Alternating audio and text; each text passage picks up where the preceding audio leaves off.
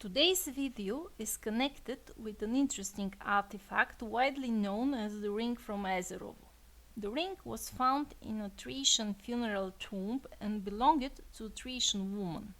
Scientists date the artifact no earlier than the 5th century BC. I don't have information about whether a DNA analysis was conducted, so I don't have information about the age of the owner. The only thing worth mentioning is the fact that the ring was found together with other personal items. A gold diadem, a gold spoon, 2 triangular gold plates, a round bronze mirror, and a damaged bronze vessel and bronze bracelet. On the next slide, you can see information about it. The source of this information is Wikipedia. I will not waste time rereading it. If it's interesting, anyone can read it themselves. I will only say a few words about it. What makes this artifact so popular is the inscription on it. Scientists believe it is written in the Thracian language, and such long and well-preserved inscriptions are rare. Indeed, not much is known about the Thracian language, which makes this item extremely precious and widely discussed. The responsibility of making a correct translation is important because it will provide us with a priceless information about how the Thracian language sounded, whether it was closer to Slavic language or to Greek, or if it was a unique language with no Indo-European roots. Let's start with the translation process. Here you see inscription and the letters used in it. I have grouped them in 3 different categories based on the transliteration of the letters. My first goal is to read the text to get an idea of how the Thracian language sounded. The first group I will name Bulgarian-Greek friendship. Here we see letters that look like letters from the Greek alphabet and Cyrillic. They have the same sound representation, and in the brackets you can see their transliteration in English. The second group I will call Latin-Greek friendship. There is no need to explain anything here, as the sound representation of this letter is clear to the English-speaking community. The third group I will call special letters. These include the Greek letters zeta, eta, and sigma. Eta is transliterated as a long E. Zeta is transliterated as Z, and sigma as S. In red, you see a different option for zeta, based on the sound Z, which was substituted by the same letter according to linguists. Now, let's read the sound representation of the inscription and get a glimpse of how the Thracian language sounds. Rulistenea sn, erenea til, teanis koa, razeadum, eantilesi, ptamie, ras, ilta. It is time for the tricky part. We have to check the words in dictionaries, but the text has no word separators.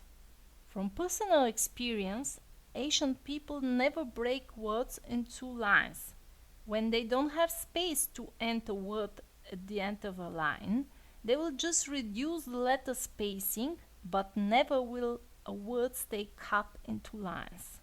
When it comes to royal artifacts and inscriptions on gold, they usually created pre-molds to ensure how to properly position text or drawings.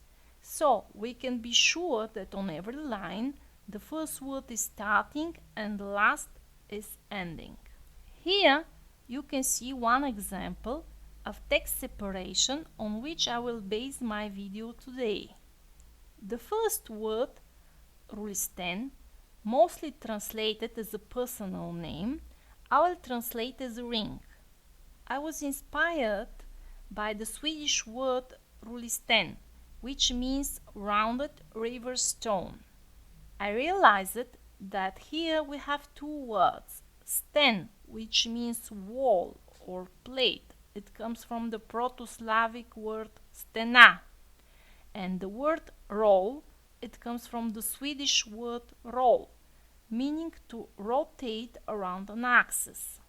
If you look at the red marks on the pictures, you will see that the plate of the ring with the inscription has the ability to rotate around the axis and to stay parallel or perpendicular to the ring.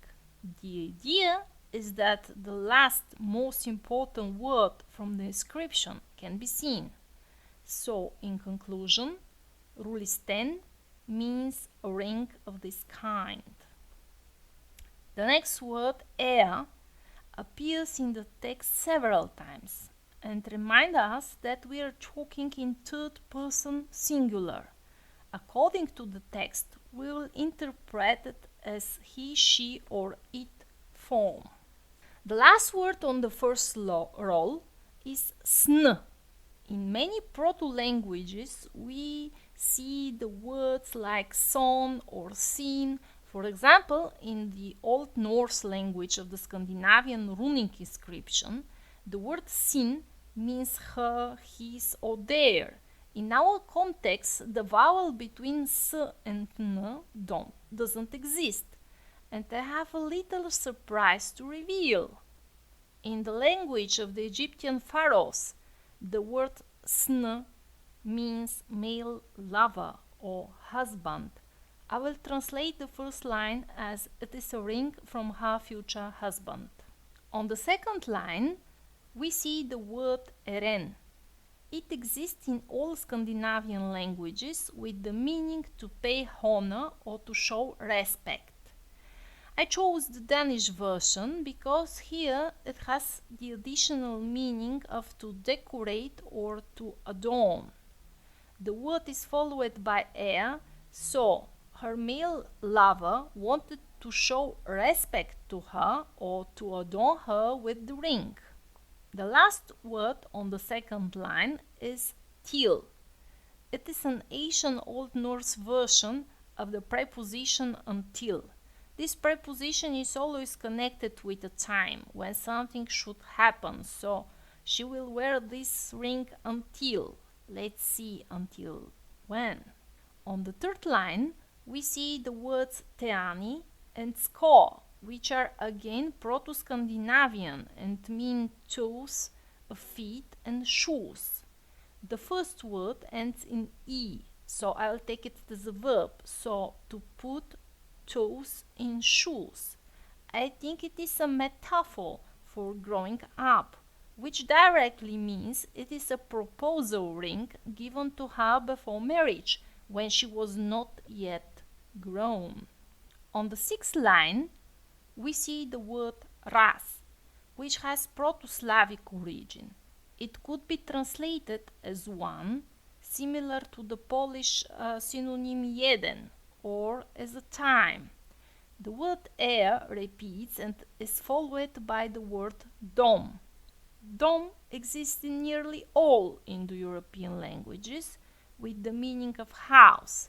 I chose the Latin word domus because it also means dwelling, because when the moment comes and she is grown enough, our Thracian lady will have to leave her dwelling. The first word on the fifth line is eanti, which comes from the Latin verb eo, meaning to go, to move forward. Here, I'm not entirely sure if she has to leave her parents' house or if she has to move to her new house with her husband, but the meaning is clear enough. The last word on the line is lesi, which means love in Latin and Italian, but I will use the Proto-Finnish meaning of the word as hearth and fireplace. The reason for this interpretation comes from an old marriage ritual in Bulgaria. When a lady is brought to her husband's house, to her new dwelling, she takes a metal item called rajen, with which she prepares the fire in the fireplace of the new house. This act carries a symbolic meaning. She becomes the owner and the ruler of the family fireplace, which historically was the heart of every house. The architectural placement of the fireplace is always central in the house plan. On the sixth line, we see the word ptamie, which has Proto-Slavic origin.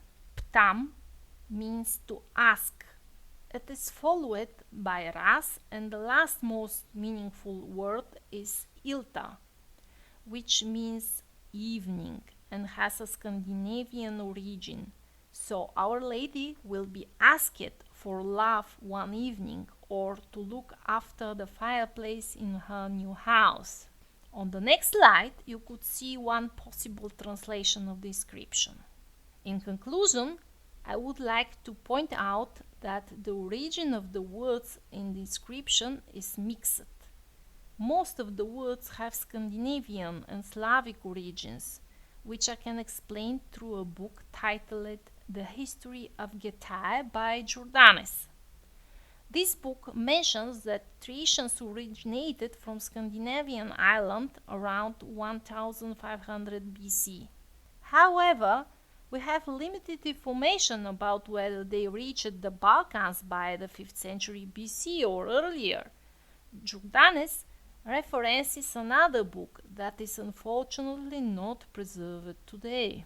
In his work, Jordanes provides deeper insights into the tribes north and south of the Danube River, including Moesia, but this information pertains to the 6th century and may not fully cover the Thracians' situation around the 5th century BC. Therefore, our understanding of the Thracian culture during that period is not entirely reliable. I believe this artifact is indeed a marriage ring, the oldest one in Europe. Once again, I am amazed by the cultural heritage of the Thracians. Thank you for being part of my magic.